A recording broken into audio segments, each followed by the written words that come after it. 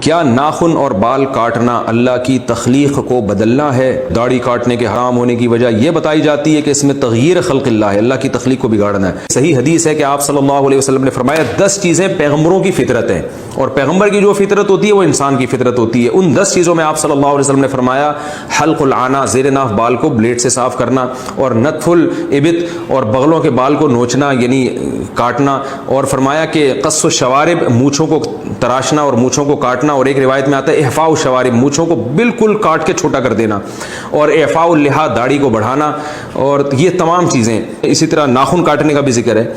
تو خود سے انسان کے لیے فیصلہ کرنا کہ کیا نیچر ہے کیا نیچر نہیں ہے، یہ بسا اوقات انسان اس میں غلطی کرتا ہے۔ یہ وحی کی تعلیمات کے بغیر آپ کے لیے ممکن نہیں ہوتا۔ تو اسلام نے ہمیں بتا دیا کہ اس میں اعتدال کا راستہ کیا ہے کہ نہ سب جگہوں کے بال بڑھانے اور نہ سب جگہوں کے کاٹنے ہیں۔